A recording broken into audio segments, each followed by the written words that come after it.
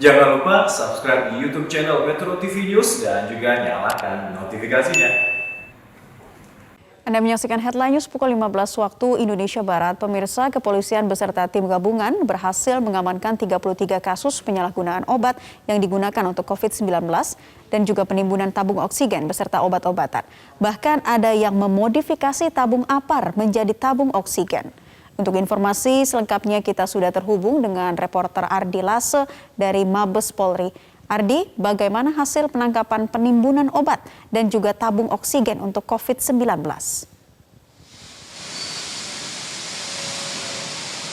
Ya, selamat sore Naila dan juga pemirsa. Dari kepolisian baru saja mengadakan konferensi pers dan mereka berhasil mengamankan setidaknya 33 kasus terkait dengan pengamanan obat-obat yang digunakan untuk pasien yang terpapar COVID-19. Selain itu, ini kasus-kasus di mana adanya penimbunan obat-obat yang digunakan untuk pasien COVID-19 maupun terkait dengan peningkatan harga jual atau harga eceran untuk obat-obat yang digunakan untuk pasien yang terpapar COVID-19, bahkan yaitu penimbunan tabung oksigen juga, dan juga bahkan ada yang memodifikasi tabung apar atau tabung yang biasa digunakan untuk kebakaran dan dimodifikasi digunakan sebagai tabung oksigen. Dari 33 kasus yang disampaikan tadi, setidaknya terdapat 37 orang yang ditetapkan sebagai tersangka dalam 33 kasus ini. Dan tadi dikatakan dalam konferensi pers bahwa setidaknya terdapat 365.000 lebih alat bukti atau butir obat yang ditemukan sebagai bahan bukti. Dan selain itu, terdapat 62 vial dan 68 tabung oksigen sebagai alat bukti yang ditemukan oleh pihak kepolisian. Dan berdasarkan tadi dari konferensi pers dikatakan bahwa dari 33 tersangka yang diamankan, yang akan diamankan di Barreskrim yaitu 8 kasus dengan 19 tersangka, 5 kasus dengan 5 tersangka, dan juga terdapat 3 kasus dengan jumlah tersangka 3 orang dengan diamankan di Dikti Narkoba.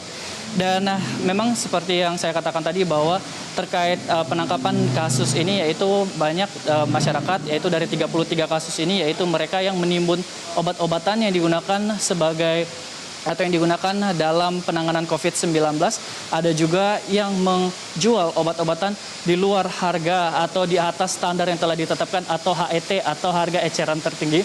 Bahkan ada yang memodifikasi tabung apar atau tabung yang digunakan untuk memadamkan api untuk digunakan sebagai tabung oksigen.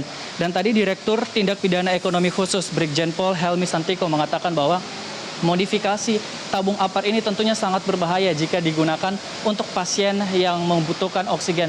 Karena pertama, bentuk maupun struktur dari tabung yang sudah sangat berbeda dan juga tekanan yang digunakan sangat berbeda. Tentunya ini sangat berbahaya. Dan juga terkait dengan keuntungan tadi memang sempat disampaikan dalam konferensi pers untuk tabung apar ini sendiri, yaitu seharga 700 hingga 900 ribu. Namun diperjualbelikan ketika sudah dimodifikasi menjadi tabung oksigen, yaitu mencapai 2 juta hingga 3 juta rupiah. Dan dari informasi yang kami dapat tadi memang sudah terdapat 190 unit tabung oksigen yang sudah dimodifikasi ini yang diperjualbelikan atau sudah tersebar di kalangan masyarakat. Tentunya ini menjadi tugas kepolisian untuk mencari tahu atau men-tracking kalangan masyarakat siapa saja yang membeli tabung oksigen ini, karena tentunya ini sangat berbahaya. Dan selain itu terkait dengan jumlah atau tersangka yang telah ditetapkan, maka disangkakan dengan pasal 196 Undang-Undang 36 2009 tentang kesehatan, yaitu memperdagangkan obat oleh orang yang tidak memiliki keahlian dan kewenangan, dan atau pasal 62 janto pasal 10 Undang-Undang 8 tahun 1999 tentang perlindungan konsumen, membuat pernyataan tidak benar atau menyesatkan tentang harga suatu barang dalam perdagangan, dan dapat divonis dengan 5 hingga 10 tahun penjara.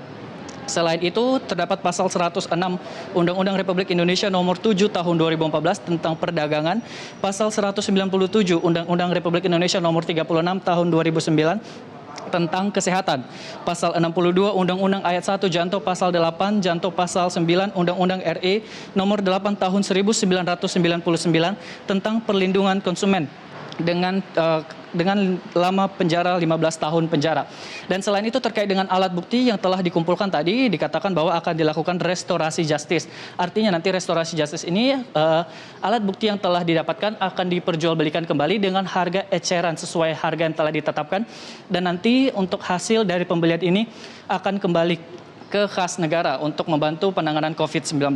Dan berikut pernyataan langsung dari Brigjen Pol Rusdi Hartono, Karopenmas Divisi Humas Polri.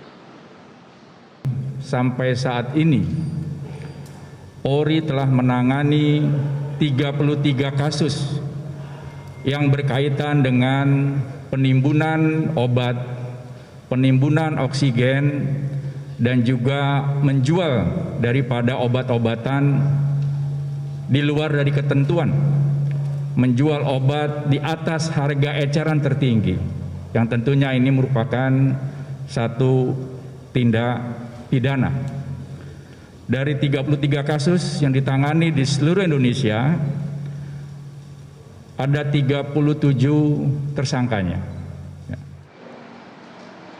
Iya, Naila dan juga pemirsa, tadi juga dikatakan bahwa pada masa pandemi COVID-19 ini Polri maupun tim gabungan akan menindak tegas orang-orang yang memanfaatkan kesempatan di tengah pandemi COVID-19 ini yang memanfaatkan penjualan obat-obatan maupun tabung oksigen. Sehingga bagi siapa saja yang melanggar akan ditindak tegas oleh tim yang bertugas. Demikian Naila, kembali ke studio. Ardi Lasa melaporkan langsung dari Barreskrim Mabes Polri.